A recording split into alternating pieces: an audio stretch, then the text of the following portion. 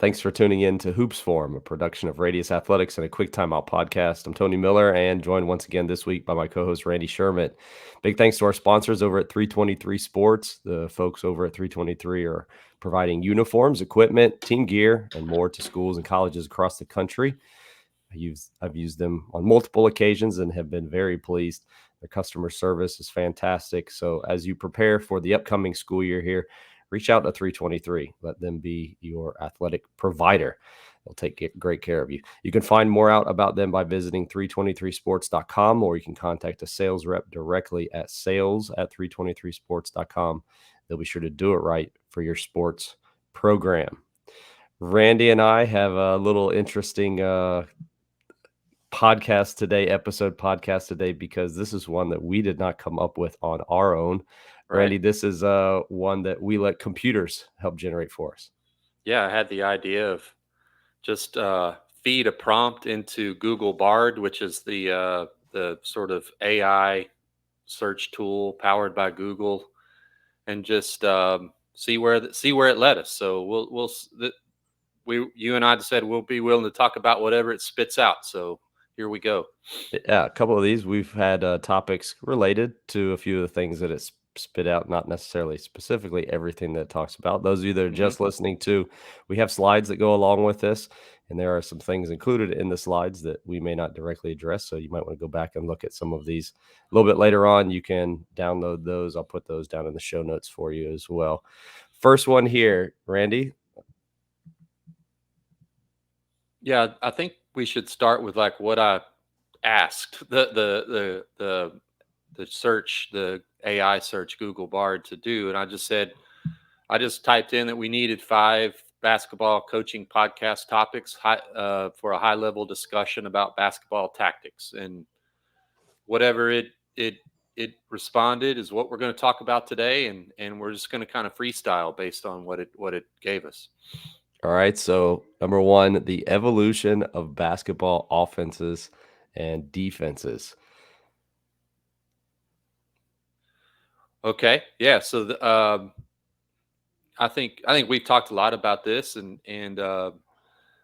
one thing I think when you think about how basketball is changing the evolution of basketball offenses and defenses, a few things came to my mind right away. You're seeing more and more teams playing 5 out without a low post, without a guy, posting up on the low block. That's been done for decades, or sometimes even there used to be 2 guys down on the each block, and I think part of the evolution of basketball is more of open alignments.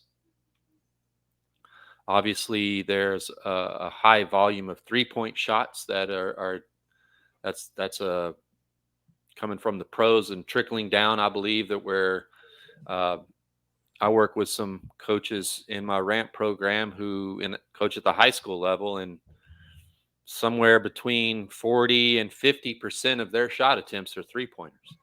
So I think that's another evolution of basketball on the offensive side. I think And both when you for go ahead. I think both for just the alignment and what you're trying to achieve, and then also how you go about doing it. You just mentioned at the end, the end goal, generating more threes, the emphasis on finishing around the rim. Hmm. And what I've seen is, I think at the bottom of it, ultimately what we're trying to do is create space Yeah. to give us an opportunity to drive the ball with the purpose of either scoring it or drawing 2 players to the ball, so that then we can outnumber the other guys on the floor. And Yeah. that's where we generate the 3-point attempts. And everything has been either you draw 2 to the ball by either spacing and forcing somebody else to come over and help, Hmm. or by bringing a screener to the ball, which automatically puts 2 people on the ball. Hmm. And then the evolution of also the skills of the screener. So instead of Yeah. always just having That's a great somebody point. that can roll to the rim, which becomes very predictable then in rotations and whatnot, now you have the ability of that screener to pop or to go somewhere else and then set another screen on Hmm. the floor. And now everybody can shoot, everybody can drive, and everybody can score it. And I just last week somebody made the joke. It wasn't really a joke. They were just making it was kind of they were trying to be funny with it, but it Yeah. seemed like everybody that was announced in the NBA draft was long, athletic, and had the ability to stretch the floor. And every guy was 6'7" with a 6'9" to 7 foot wingspan and had all the skills that I just mentioned. But the reality is that's the result of this positionless basketball and the Hmm. style that we've created. We've put more value on those types of players. Yeah, and I think all of that is true for the professional level. Mm-hmm. But a lot of our listeners, probably most of them, by the vast majority, don't coach at that level. And I would say there's going to be a trickle down effect, and you're going to be tasked with playing against teams that have leaned into more space, generating 3-point shots, um, playing with greater pace and opening the floor. And I think at some point you have to lean into that, or you're just not going to be able to keep up. Mm-hmm. And one of the things that AI gave us in this response was just talk about how the evolution of offenses and defenses. So how our defense is going to start to adapt to that, and you're seeing things like staying out of rotation through using a lot of switching. You're seeing, sort of like dealing with penetration by making these like quick rotations. Like an example might be peel switching or something like that to sort of keep the defense organized and set and not get into that stage of the possession where you're having to rotate and whack out shooters and stuff like that. So Creating advantages for the offense and for the defense. It's how fast can we neutralize the advantage that yeah. was just created. So, And I've got another thought there, but I think one of the other responses, it might be better to save it for that. So let's go ahead. okay, second one here: the impact of analytics on basketball coaching. Yeah. So I'd say it's become increasingly important, just like the chat response, the AI response said, and it kind of goes hand in hand with the first topic. That why have teams made these changes and adaptations to the style of play? Like if you were to go, I don't know if you ever done this, Tony, but like you've just been like looking for something to watch on TV, and maybe NBA TV or ESPN has like a classic game up from the 80s or 90s. It could be college, it could be pros, and I'm watching it and I'm just like, spread out, like get like like you know what I mean? Like so it's I think that sort of instinctual response to just say spread out has happened, and it's a response to what the data is suggesting about offensive efficiency. And I included just a couple little general, I guess, visuals, but on the top one is in our ramp program, we keep a spreadsheet of everyone's sort of just basic, very basic 4-factor analytic data and a few other little interesting stats, true shooting percentage, stuff like that, to sort of help the coaches I work with learn how to maximize offensive and defensive efficiency. I think the point I was tabling till this topic was that that's great. I understand all that, Randy, but what does it mean I should teach my players to be more analytically inclined? Two things come to mind, and I'm sure you have some thoughts too. But I'll start with two things. One, you make offensive decisions basically on where you stand. It's really that simple. Where we stand, and around actions and around penetrations. Uh, that on the most basic level, that's what's how analytics has changed the game. If you go back and watch a game from the 80s or 90s, simply put, I can't make it any more basic than this: players stood in different places than they do now. Don't overthink that. The second thing I would say is defensively, now teams are deciding how they're going to guard ball screens and guard things with the thought of data in mind. Like statistics, data suggests that if we're going to have to give up something in our ball screen coverage, let's say, we would rather it be the pull up two than a kick three or something like that. So um, we're all the analytics have done is give us information. and information is very valuable, and you can choose to knock it and say, I don't like this new style of play or newfangled analytics stuff. You can choose to do that if you like, but all you're doing is ignoring helpful information.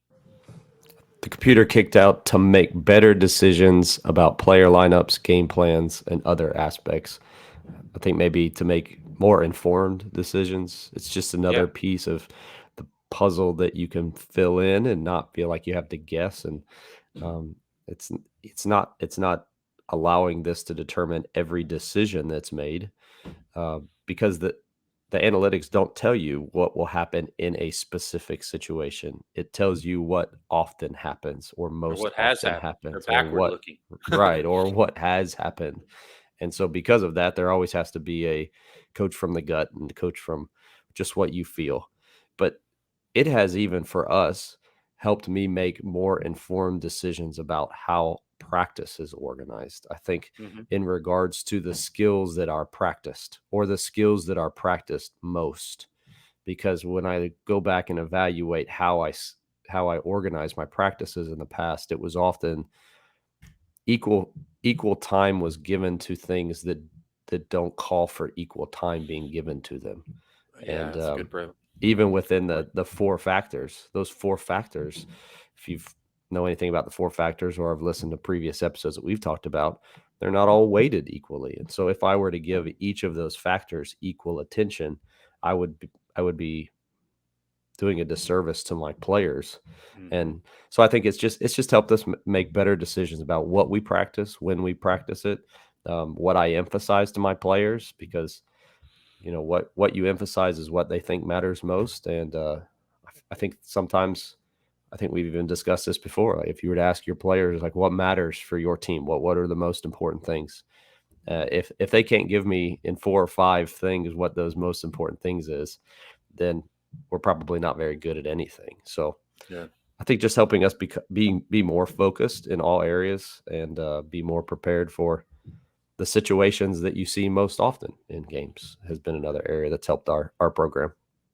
I think this is just going to grow. It's just going to the ability, the technology of what we're going to be able to how we can use data is is only growing. It's only going to get better. It's only going to get smarter.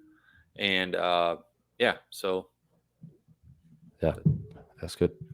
All right, third one here: the role of player development in basketball coaching.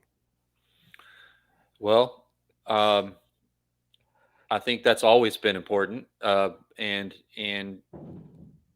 but I do think that I do like that AI gave us this response, because I do think that is something that could be a weapon for coaches to take the two previous topics that we've talked about, analytics and sort of like the modern game, if you will, and marry that with your player development, to where you're developing players with the skill set that it takes to play the game the way it will be played, the way it is played to will be played.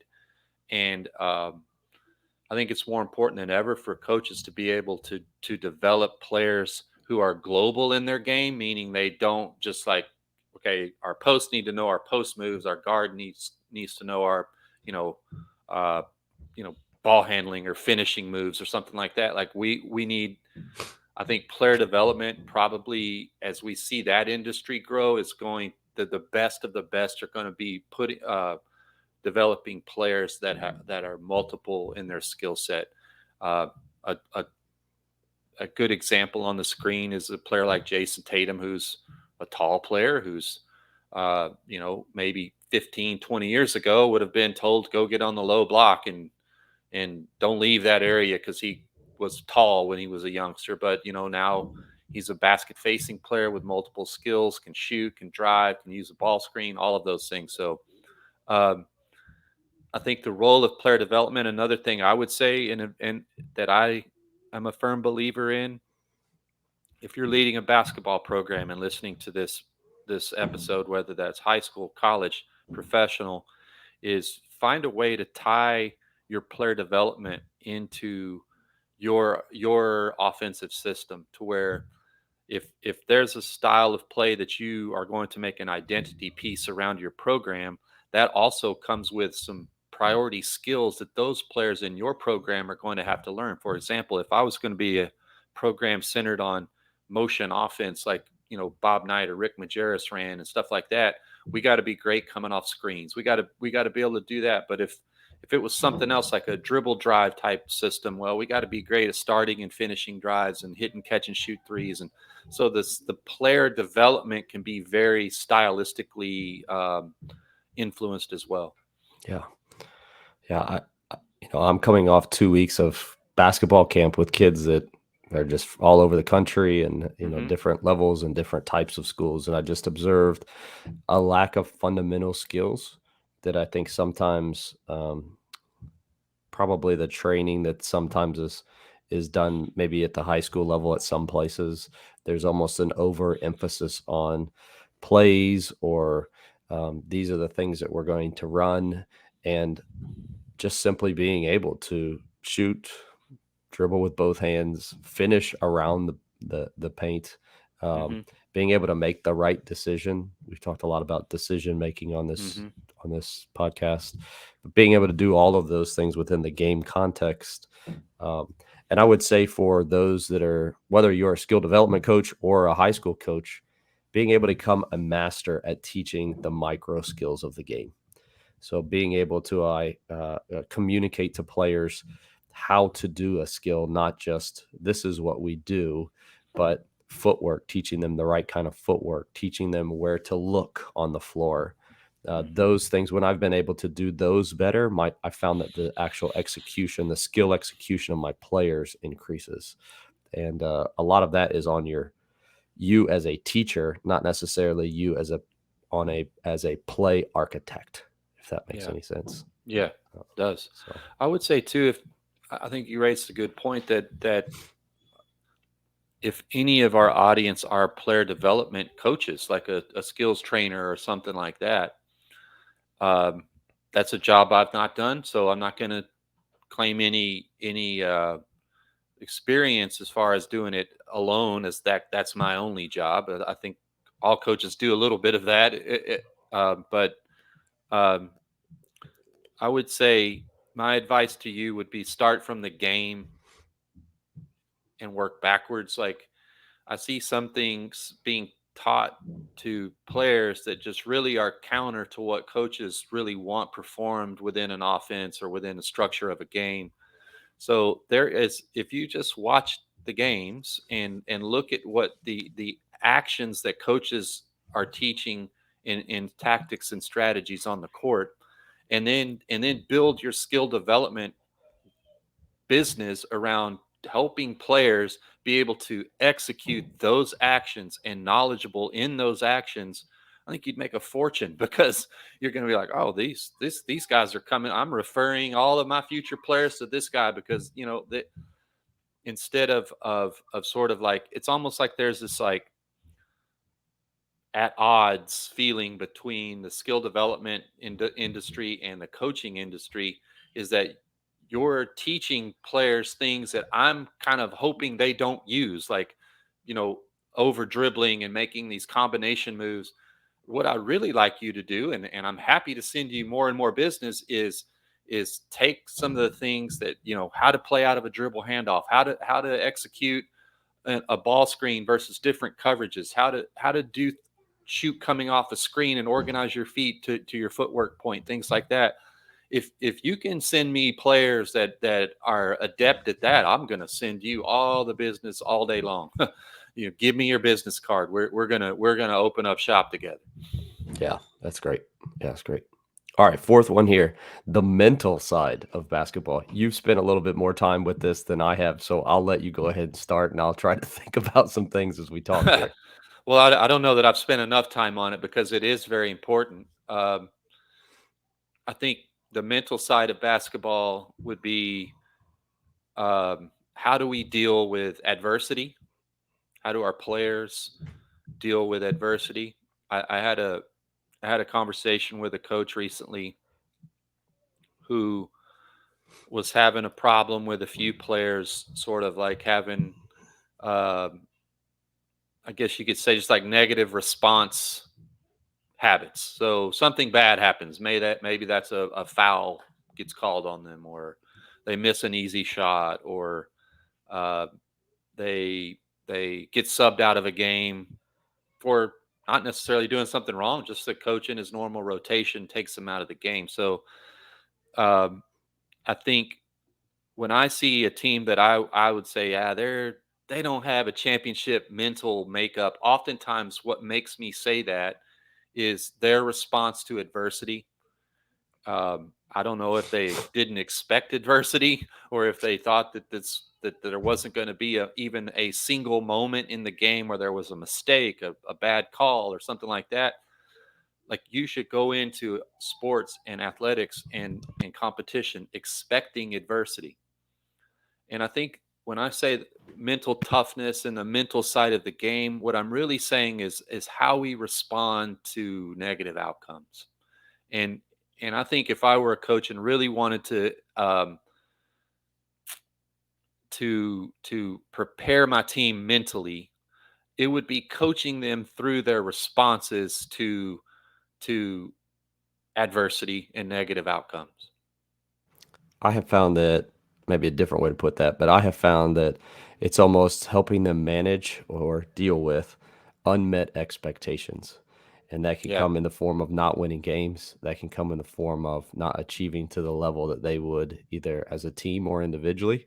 That would throw in playing time, the amount of playing time. Hmm. And I I don't wanna shatter their expectations at the beginning of the year, but I almost want to make it clear to them that maybe some of their expectations aren't necessarily realistic. And, Yeah. also the fact that, you know, my expectations may be different from their expectations just because they don't understand what it takes to build a team or whatever it is. And so just how to think about those things and how to go about thinking about those things. I think even a conversation that I had this last year, um, I had to have different conversations acting as a interim head coach than I had to as an assistant. And Yeah. one of those conversations was talking with a group of players and basically telling them, I get what you're saying and I get what how you've come about to that conclusion.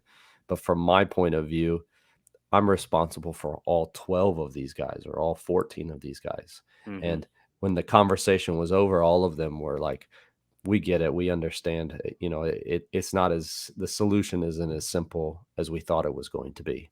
And so I think that as part of just mentoring young people, is they're immature. They don't know what they don't know yet. And so helping them grow in how they think about things and, like you said, handling adversity, team cohesion. How do we work with other players that are different than us? And those are Yeah. all non-basketball things, X's and O's things. But as those of us that have coached know that those things are as important or potentially more important than what happens on the court. And you spend as much time or maybe more time as a team psychologist as you do as a team X's and O's Truth. practice manager when you're a Truth. head coach. So yeah, that's a side that I think a lot don't know about or aren't, again, don't know what they don't know when they're young and going into the coaching profession. But the ones who have been around a long time and have had success have learned how to be that team psychologist. Yeah. And here's one thing I believe. This isn't fact; it's just a belief. Is that victory is going to favor the team that sort of manages its emotions Mhm. and manages its stress level, its arousal level, and amid competition, amid the chaos, the storm of a game, the team that can sort of like really stay steady and execute, stay and don't let the emotions of the game take them away from their mental clarity, if you will. Victory favors those teams, and I would say, as a coach, how can I create some chaos, create some adversity purposefully to train my team to select better responses. Okay, here's what happened. I'm watching the film session and you got a bad call. You spiked the ball down and got a technical, which compounded the situation.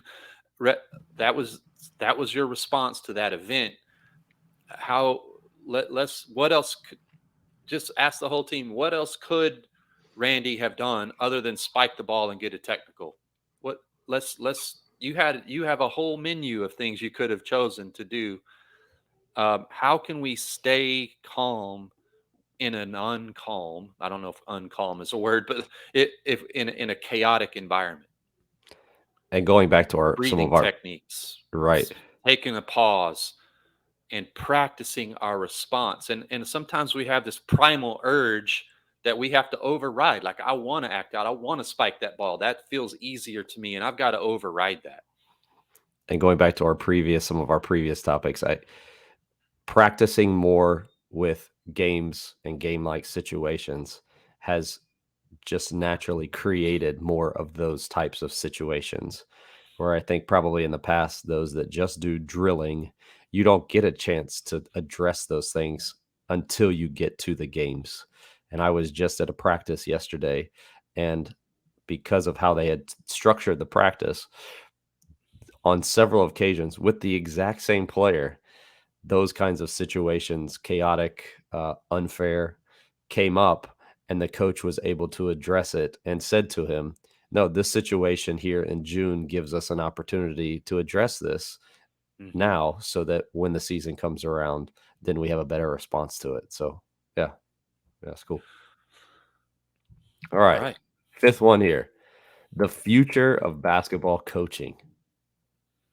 The future of basketball coaching. All right. This Yeah. could be a little bit of anything. Yeah. I mean, we've already talked about how analytics and sort of modernization of tactics is going to impact the future of basketball coaching. But I think where I want to go with this would be, I think the coach that is going to be starting now, say a young coach out of college or that's just getting started on their career, what does their 20, 30 year coaching career, what is going to unfold during that time? I would say the higher use of technology, uh, using technology to engage your players, using technology that's going to give you more information to make more informed decisions. I'm not as big into like, Gen Z is different than Gen X, and I'm not that big into that as some people are.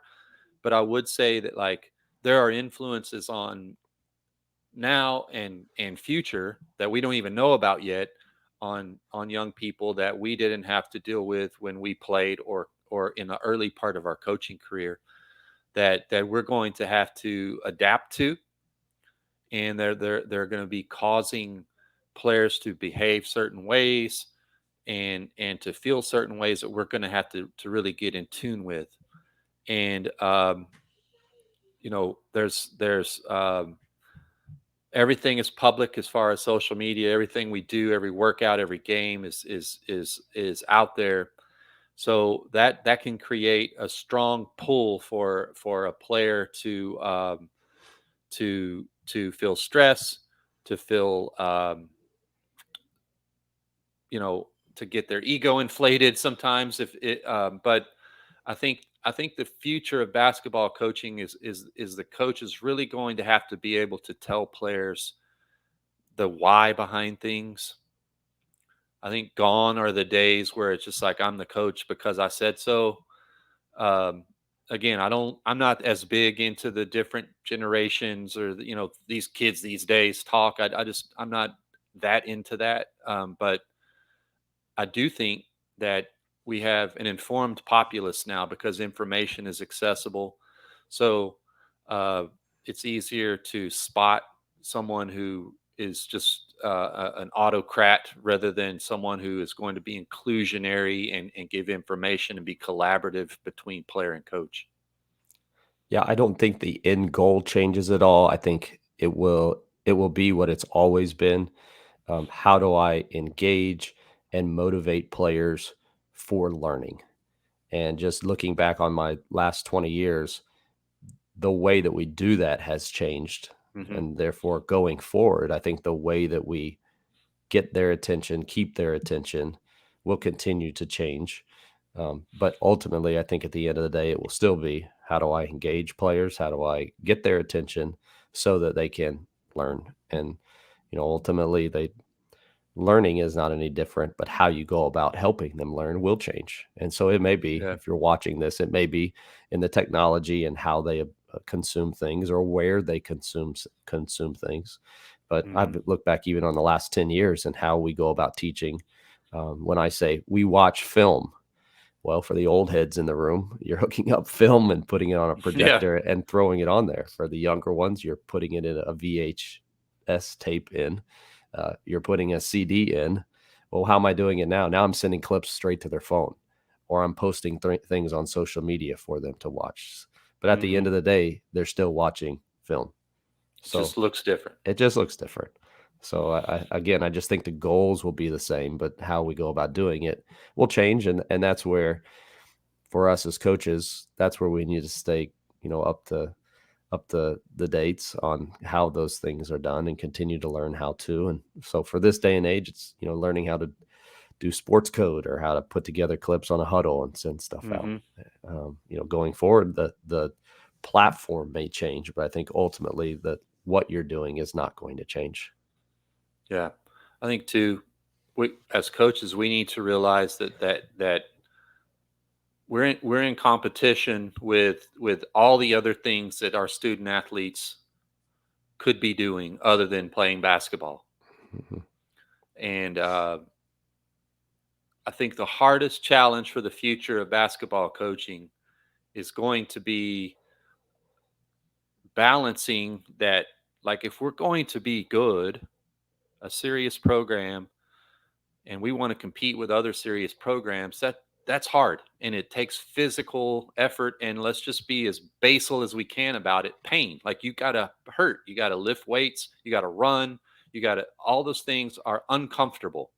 And that's just part of how we have to do things. Like, there's no, you can call it a small sided game, and instead of running sprints, you can dress it up with whatever, but it's physical work, which our body wants to fight. Mhm. And we're in competition with all the other things that a player could be doing that aren't physical work and are fun. And how we're going to sort of like do what the sport demands, but still outperform the competition of all the other things that an athlete could be doing with their time. Yeah, That's going to be a strong tug of war, um, that I think it's going to be a challenge to deal with. I totally agree. They're going to do what is fun, what is most fun.